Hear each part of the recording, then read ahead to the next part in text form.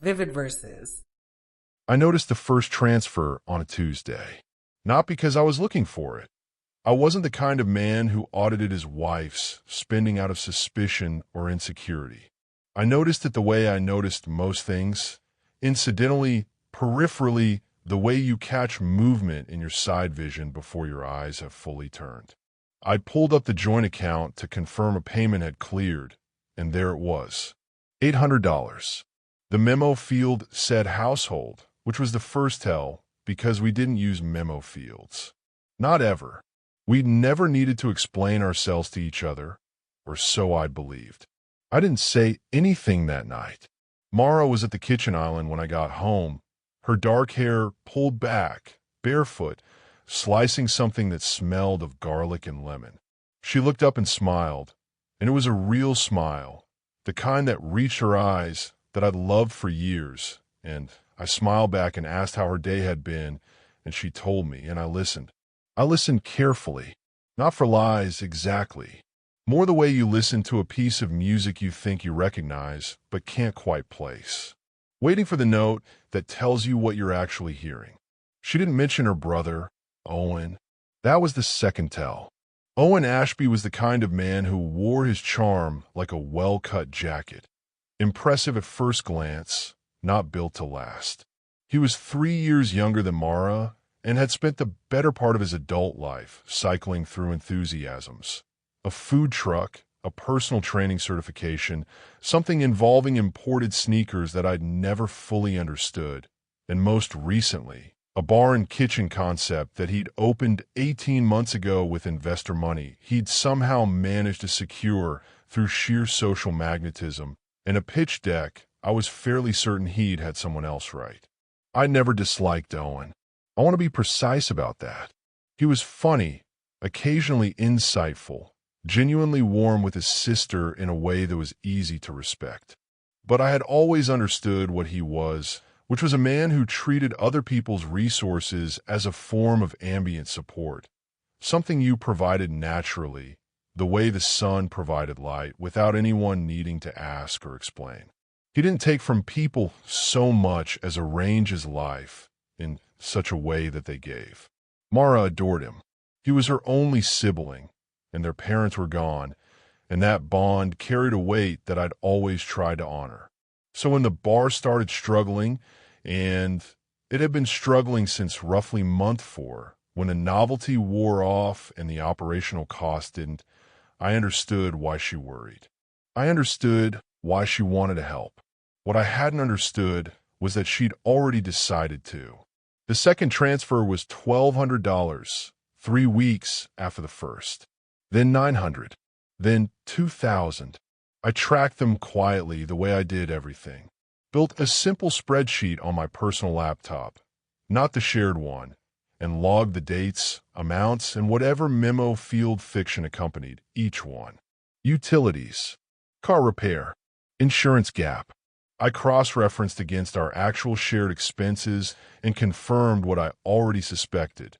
None of these were household costs. All of them were Owen.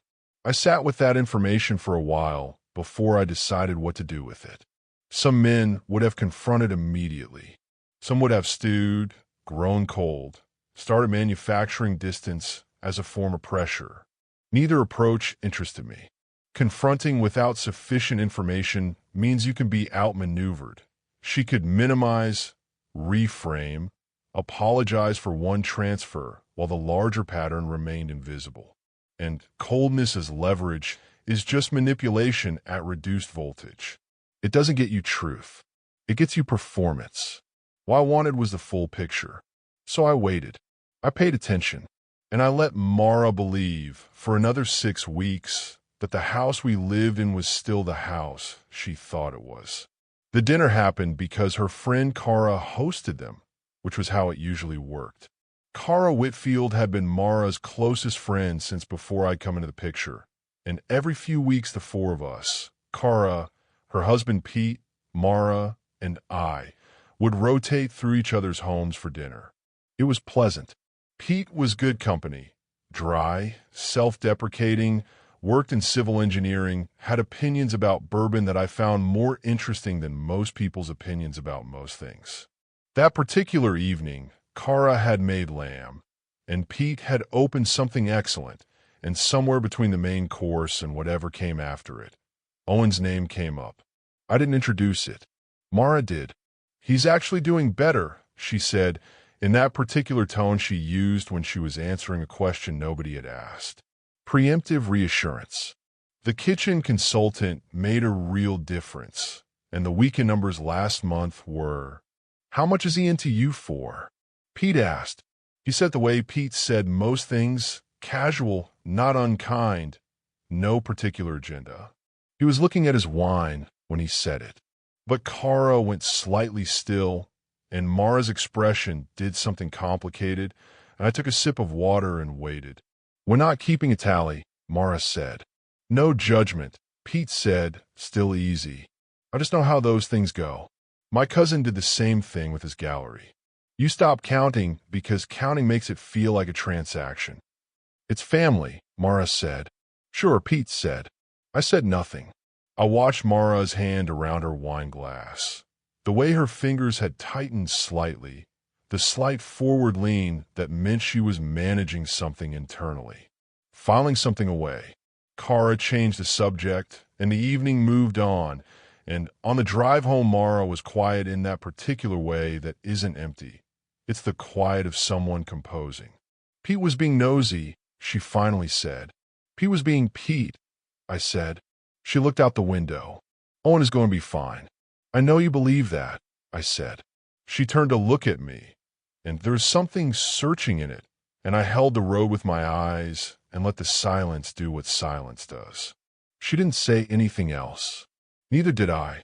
When we got home, she went upstairs before me, and I sat in the kitchen for 20 minutes with the lights off, running numbers in my head, and by the time I went upstairs, I knew two things with certainty. The first was that the total was somewhere north of $30,000. The second was that Mara had no intention of telling me. I called my attorney, Tom Graves, who I'd known since before the marriage and trusted completely. Not to start anything, but to understand my options. Tom had the useful quality of answering questions without assigning emotional weight to them. He didn't ask me if I was sure or suggest I try counseling first. He listened, asked 3 precise, clarifying questions, and then walked me through what the landscape looked like. The house was jointly held. The investment accounts were mine, predating the marriage, properly documented. The joint checking account was joint in both directions, meaning I had the same access she did. The car she drove was in her name. The car I drove was in mine. I asked him what freezing the joint account would require. He told me. I asked him what filing would require. He told me that too. I thanked him, hung up, and went back to my spreadsheet. I added a new column. The conversation I'd been waiting for happened on a Saturday morning.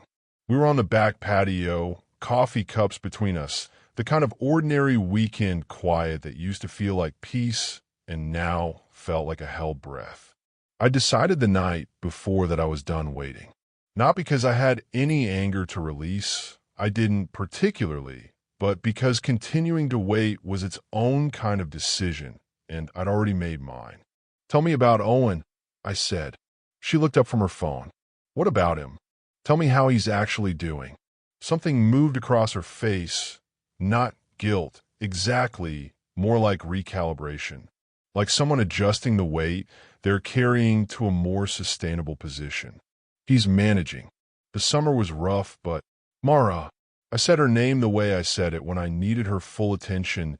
No qualifier in my voice, just presence. "Tell me the truth." She set her phone face down on the table.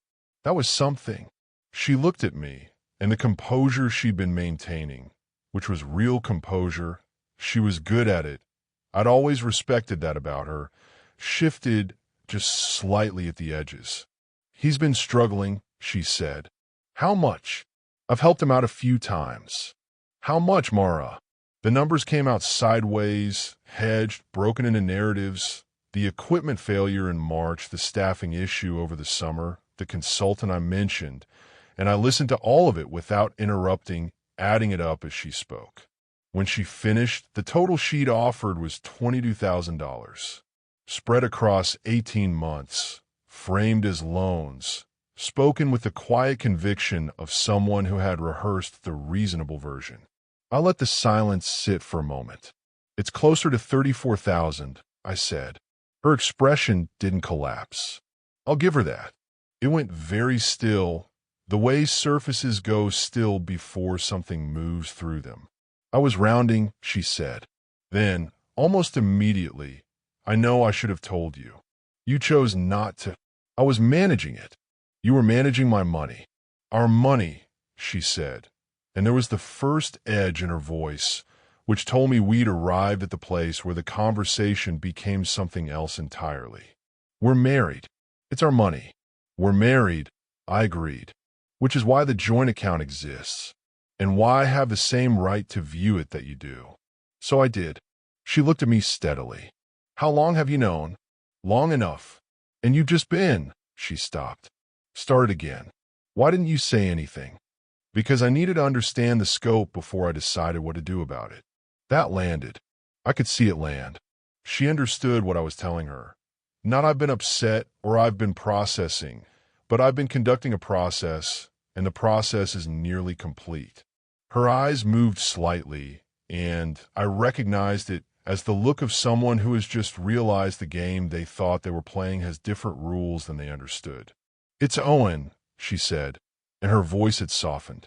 Not manipulation, genuine feeling, which in some ways was harder to sit across from. "He is nobody else. You know that." "I know that. If I don't help him, then he faces what he's built," I said, "which is his business to face. He's my brother, and I'm your husband." I said it flatly, no wounded plea in it. Just a fact, offered for her consideration. "I'm your husband, and for 18 months you made a unilateral decision to move significant money, our money, to protect your brother's failing investment, and you did it in increments small enough not to trigger a conversation, with memo fields designed to look like household expenses. That wasn't love, Mara. That was a system." The silence that followed was the longest of the morning. "I knew you'd react like this," she said, and her voice was steadier now, which meant she'd moved into something she'd prepared. "I knew if I told you, you'd make it." "Logical. Cold," she said. "I'm not angry." I told her, which was true. "I'm not raising my voice. I'm not threatening you. I'm sitting across a table on a Saturday morning telling you that I know what happened and that it has changed things. What you're calling cold, I call honest." She looked at her coffee cup for a long moment. When she looked up, something in her expression had shifted again. The composure was back, but underneath it now was something that looked like grief, and I understood that she was beginning to understand too. "What does change things mean?" she asked. "It means we need to decide what we're going to do next," I said. "Together this time." The following week was not clean or simple. I want to be honest about that. Mara and I had 4 more conversations, 3 of them difficult, 1 of them very difficult. And in all of them, she moved between positions: remorse and defensiveness, real pain and practice framing, the genuine love for her brother, and the quieter admission that she'd known, somewhere, that what she was doing wasn't right. She told herself it was alone. She told herself she'd tell me when the bar turned around. She told herself that some things in a marriage were yours to manage, and this was one of hers. None of those things were true, and I think in the very difficult conversation, the 4th one, which happened at the kitchen table at 11:30 on a Wednesday night, she finally stopped pretending they were. "I didn't trust you to be fair to him," she said. And there it was, the actual thing, offered not as an accusation, but with the exhausted honesty that comes when someone runs out of other explanations. "Fair in what sense?" I asked. "You've never thought he'd make it." "I've never said that." "You didn't have to." I thought about that. It was possible she was right in some partial way. I had always understood Owen with a clarity that probably read as skepticism to someone who loved him. Maybe not. I said. But what I thought of Owen's odds was never the point. The point was that you made a decision about our shared resources because you predicted my response and didn't want to deal with it. That's not protecting your brother. That's managing me. She didn't argue with that. She just sat there, and the kitchen was very quiet, and I thought, this is what the end of something sounds like. Not a slammed door, not a screaming match, just a room at night, and two people too intelligent not to know where they are. Is there anything to save here? She asked. And the thing was, the real, honest answer, I didn't know. I genuinely didn't know. What I knew was that trust, for me, wasn't a feeling. It was a structural thing. And the structure had been deliberately undermined, and not once, but in careful, repeated increments over the better part of 2 years. That wasn't a mistake or a lapse. That was a choice that had been made so many times it had become a practice. I don't know, I said, which was the most honest answer I'd given her in weeks. I gave us a month. I'm aware of how that sounds. Deliberate, calculated, not how you're supposed to approach a marriage in crisis. But what I've found across most domains of my life is that clarity doesn't come from urgency. Urgency is what you feel when you're afraid. I wasn't afraid. I was deciding, and deciding well required time and information and the willingness to sit with discomfort without letting it make choices for me. During that month we tried.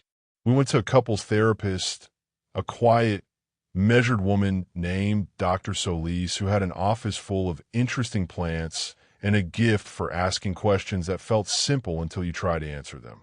Mara and I sat across from each other in that office twice a week and talked, sometimes well, sometimes in circles. I learned things. I want to be honest about that too. I learned that Mara had grown up in a house where financial decisions were made by the person who made the money, and that her father had wielded that authority in ways that were not kind. I learned that asking me for permission, even though I would never have framed it as permission, carried weight I hadn't understood. I listened to that. I sat with it. But I also noticed that the narrative kept returning to explanation, to why she had done what she'd done, the context, the family history, the wound that preceded the wound. And explanation is valuable. Explanation is real. But explanation isn't the same as accountability. And somewhere around the third week, I recognized that Mara was very good at the former and consistently, gracefully avoiding the latter. She was sorry. I believe that. She was sorry in the way that a person is sorry when a secret ends, rather than when they consider what the keeping of it cost someone else. The thing that clarified it, the specific thing, was Owen calling me directly. I was in the car, end of a Tuesday, and his name appeared on my screen, and I answered because I was curious what shape this would take. Hey, man. His voice was its usual warmth. You got a second? Sure, I said. Look, I know things have been rough between you and Mara, and I feel like that's partly on me, and I want to say I'm sorry for my part in it. I waited. She was just trying to help me, and I let her, and I probably should have pushed back more. I know that. Okay, I said. So I'm going to pay it back, he said. Not all at once, but I've been talking to a financial advisor, and I have a plan, and I want you to know that. Owen, I said, what's the total, as you understand it? A brief pause. Mara said around 22. The total is $34,800, I said, across 26 transactions over 18 months. I've got dates and amounts if that's useful. Longer pause. She didn't tell me the full. I know she didn't, I said. He was quiet for a moment, and to his credit, he didn't pivot to defense. He just said, okay, I appreciate the call, I said. I mean that. And I don't hold you responsible for what Mara decided to do. That was her choice. I paused. But I want you to understand something. When someone builds a system to move money quietly over a long period of time, the amount at the end isn't just a number. It's a record of every time they decided not to trust me. Every increment was a decision. That's what I'm dealing with. Silence. Yeah, he said quietly. I get that. Take care of yourself, I said, and ended the call. I sat in the parked car for a while after that. The street outside was ordinary. Houses, a dog walker, someone carrying groceries. I ran the full accounting again in my head. Not the money. The money was almost beside the point now, but the accounting of the marriage. What it had been, what it had turned into, what it would require to be something again. What it would require was Mara deciding that the version of our marriage in which she managed me was over, and choosing fully and not just in the language of therapy to build something that was actually shared. And I had been watching for a month to see if that choice was available to her. I thought about Dr. Solis's question from the previous session. What would make you feel like you could trust her again? I had answered. That's what I'm trying to figure out. That was an honest answer. But sitting in that car, after that phone call, I realized I'd been asking the wrong question. The right question wasn't what would make me trust her again. The right question was, is she the person I thought she was, or was the version I fell in love with always selectively shown? And the answer to that question, I now understood, was no. Not because she was a bad person. She wasn't. She was complicated and loyal and capable of love that was real. But the woman I had believed I married was someone who would walk through difficulty with me. And the woman I was learning about had, from fairly early on, decided that I was a resource to be managed rather than a partner to be trusted. That wasn't a wound she'd gotten somewhere and was healing from. That was how she operated. The family history explained it. It didn't change it. I called Tom Graves on the way home. The paperwork took a week to prepare. Tom was methodical, which was what I needed, and he walked me through each step with the same unhurried clarity he'd brought to every conversation. The investment accounts, mine, predating the marriage, documented, were straightforward. The house was the one negotiation because it was jointly held, and I was prepared to be fair about that. I wasn't looking to punish. I was looking to complete the transaction cleanly, which meant each of us walking away with what was actually ours. The night before I filed, I did something that was probably not strategic but felt necessary. I told Mara directly. Not the whole legal picture, but enough. We were in the kitchen again. It had become the room where the real things happened. And I said, I've thought carefully about this, and I'm not going to be able to rebuild this marriage. I want you to know before anything formal happens. She looked at me for a long time. You've already decided, she said. Not a question. Yes. Since when? A while. Then why the therapy, she said. And there was something sharp in it. The first real sharpness, the kind that comes from someone who feels they've been shown a courtesy that was actually just procedure. Because I wanted to be certain, I said. And because I wanted to be fair. To yourself. To both of us, I said. Mara, I didn't want to leave a marriage I could have saved. So I made sure I understood what there was to save. And there's nothing, she said. Not the way I need there to be, I said. She turned away, and she didn't cry. Mara rarely cried. It was one of the things I'd always found interesting about her. And she stood at the counter with her back to me for a long moment, and I stayed at the table, and the kitchen was very quiet. Was there a version, she said, without turning around, where you stayed? It was a real question. I gave it a real answer.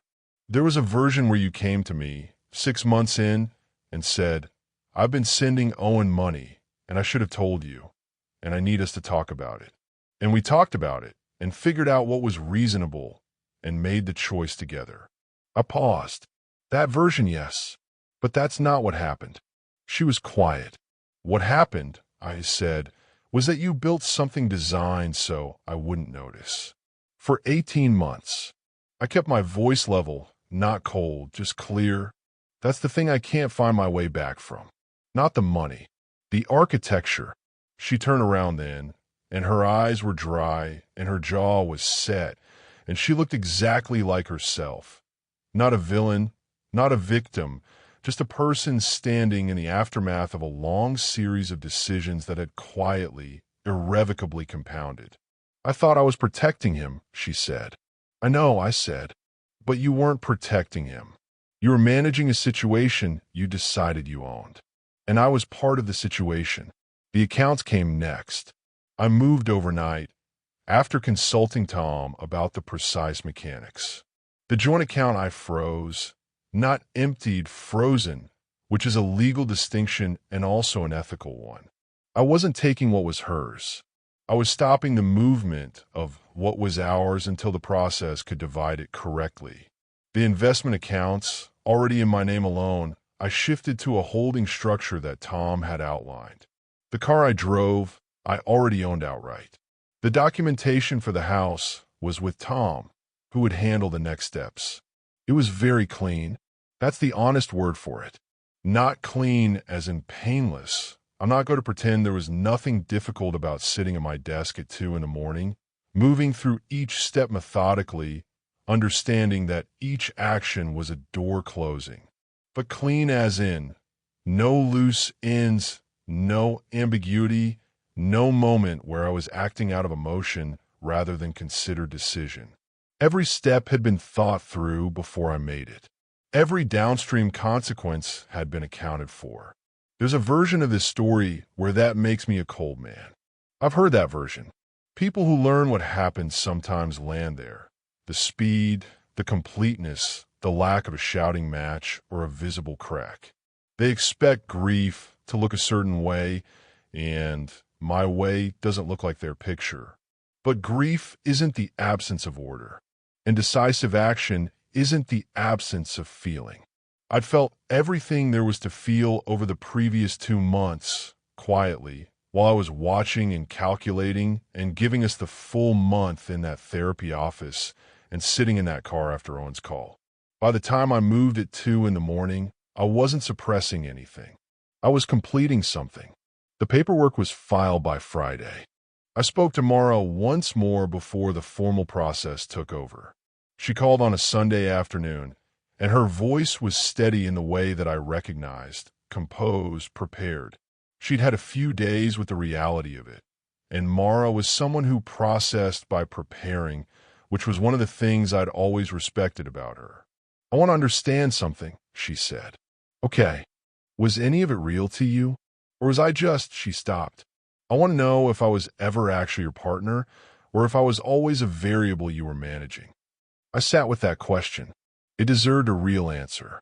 You were my partner, I said. For a long time, I believed that was true. What changed wasn't what I felt.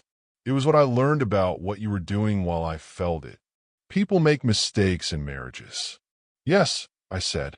And how they handle those mistakes when they're discovered tells you what the marriage actually is. She was quiet. You were sorry the secret ended, I said. I watched for a month for evidence that you were sorry for what the keeping of it had cost me. I didn't see it. That's not fair, she said, and her voice had tightened. Maybe not, I said, but it's honest. Another silence. Then, I do love you. I need you to know that. I believe you, I said. I think you love me in the way you love most things, genuinely, but with a management structure underneath that you've never been able to fully drop. And that's your work to do, not mine. She didn't respond to that. Take care of yourself, Mara, I said. You too, she said quietly. And that was the last real conversation we had. The week after the filing was ordinary in the way that weeks sometimes become ordinary right after enormous things, as though the world doesn't adjust its tempo, and you have to find your footing inside the usual rhythm without the architecture that used to hold everything in place. I went to work. I made coffee in the morning. I called Pete once briefly because he'd texted to say, heard something, call me when you want, and that was the most Pete thing possible. No pressure, no drama, just an open door. I called him back, and we talked for 40 minutes about nothing in particular and the situation in general, and he didn't ask questions I didn't want to answer, and by the end of the call, I felt something that wasn't quite okay, but was at least adjacent to it. My spreadsheet, the one with the dates and amounts, and memo-field fictions I deleted. Not because I was forgetting, but because the purpose of keeping records is to arrive at understanding, and I'd arrived. The information had done its work. Keeping it past that point would have been carrying something I no longer needed to carry. I'm not sure I have a name for what I was in those days. Not fine, not broken. Somewhere in the specific register of someone who has done something irreversible and knows it was right, and is letting the rightness and the loss exist at the same time without insisting that one of them cancel the other. The house was quiet. That was the primary fact of those days. $34,800. 26 transactions. 18 months. Those were numbers. What they represented was simpler. A choice made repeatedly not to trust me with the truth of her life. And my response was its own kind of answer. A choice made once with full information and without ambiguity. The divorce wasn't the punishment. I want to be clear about that. Even now, even just to myself. I'm not someone who punishes. Punishment is for people who need the other person to understand what they cost you, and I've never needed that. Understanding is its own reward, and I'd understood everything I needed to understand before I ever touched the first account. The divorce was simpler than that. The divorce was just the moment I stopped paying for a version of our life that had never been what I thought it was. Clean, deliberate, and without a single argument she hadn't already lost. Thanks for listening.